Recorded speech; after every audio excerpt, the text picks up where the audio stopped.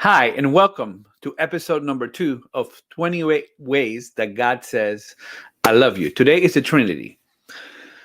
The first thing, I want to do two things today. Number one, I want to talk to you and try to explain to you the Trinity. People have been trying to explain this for, for hundreds of years, but I think there's three ways that you can better grasp what that means. And the second part, which is my favorite part, we're going to talk about some characteristics of God in ways that he says, I love you. Right? So, how do you explain the Trinity? One of three ways. Number one is like the sun. So, the sun, you have the actual sun and the warmth and the light. One sun has these three characteristics. The other one is like an egg, right? The egg has three components. You have the outside shell, and then you have the white stuff that doesn't have that much cholesterol. And then you have the yellow stuff inside, which is what my wife makes me take out before I eat it.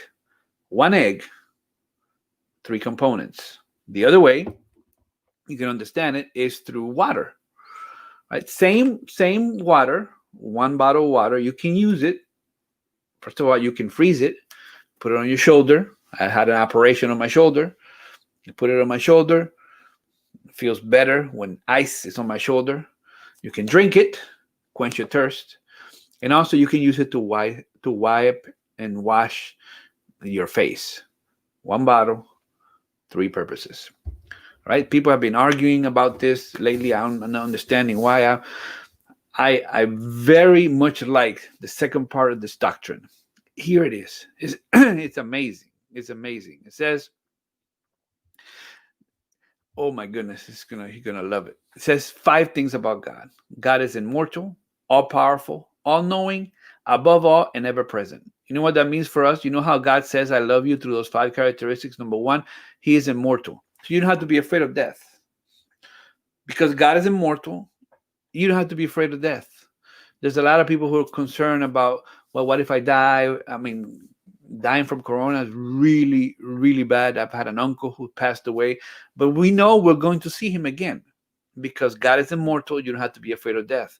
Number two, God is all powerful.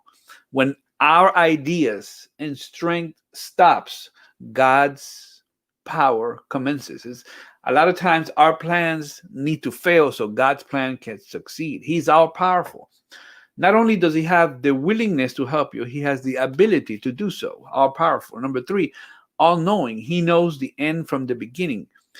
That's why I don't have to live my life without purpose. He knows my purpose.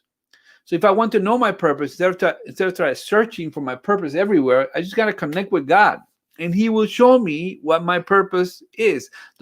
He's all knowing. He can show me the path. Whenever he blocks something, he opens another door that is better for me. Number four, he's above all. Maybe you've been discriminated. Maybe somebody mistreated you. Maybe somebody in a position of power did not give you access because you were a woman, because you were a person of color, because you were not a minority, because they just didn't like you.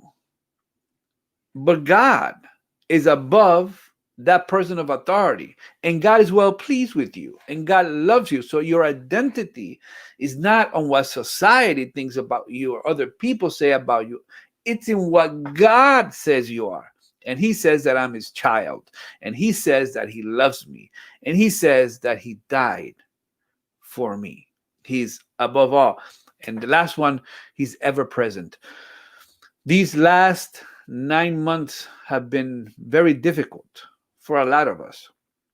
And I have found strength even in my lowest moments. When my cousin died, when my uncle died from corona, I have gathered strength from God. He's been ever present. He's not only with you in the good times, he's with you in the hard times. He's with you in the difficult times. He's with you in the happy times. He's with you, period.